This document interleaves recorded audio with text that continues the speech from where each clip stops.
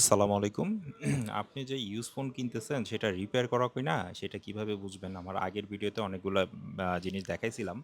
তো আজকে দেখাবো যে রিপেয়ার করা থাকলে ফোন থেকে কিভাবে বুঝতে পারবেন যেটা 3U টুলসেও শো করে না অনেক ক্ষেত্রে।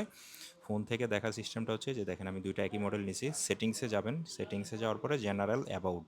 অ্যাবাউটে যাওয়ার পরে দেখেন এই ফোনটা কিন্তু উপরের যেই অপশনগুলো আছে এগুলোর মাঝে কিন্তু আদার্স অন্য কোনো অপশন নাই। বেসিক যেটা থাকে সেটাই আছে। ঠিক আছে? এটা কোনো রিপেয়ার করা নাই এই ডিভাইসটা। পাশে এখন যেই ফোনটা আমি হাতে নিলাম এই মডেলটা দেখেন এটা যে সেটিংস সেম। একই অপশনগুলো সিলেক্ট করতে হবে জেনারেল অ্যাবাউট। এখানে যাওয়ার পরে দেখেন যে এখানে এই দেখেন যে পার্টস অ্যান্ড সার্ভিস হিস্ট্রিতে লেখা কি ব্যাটারি অ্যাপেল জেনুইন পার্ট, তারপরে camera genuine part, rare system genuine part. এগুলো হচ্ছে কি অ্যাপেল থেকে রিপেয়ার করছে। যে ফার্স্ট ইউজার ছিল তিনি কোনো কারণে প্রবলেমে পড়ছিলেন, তিনি অ্যাপেল থেকে এগুলো চেঞ্জ করাইছে। চেঞ্জ করায় তারপরে উনি এই ফোনটা হয়তো কোনো কারণে আবার সেল করে দিছে।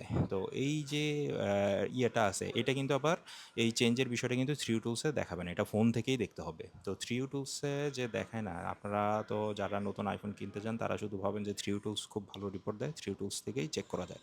এই যে দেখেন আমি এই ফোনটা এখন থ্রি টুলসে কানেক্ট করছি, থ্রি টুলস থেকে কিন্তু এই যে দেখেন আমি ডিরেক্ট দেখাই দিচ্ছি।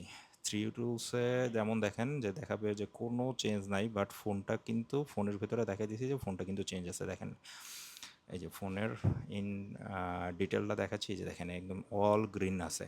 ঠিক আছে? তো ফোনের ভিতরে দেখাচ্ছে যে ফোনে চেঞ্জ আছে, বাট থ্রি টুলসে দেখাচ্ছে যে চেঞ্জ নাই। তো কীভাবে কিনবেন? তো থ্রি টুলস থেকে বেশি ট্রাস্ট করেন ফোনকে। Thank you. এই ধরনের টিপস পাওয়ার জন্য ফলো করবেন।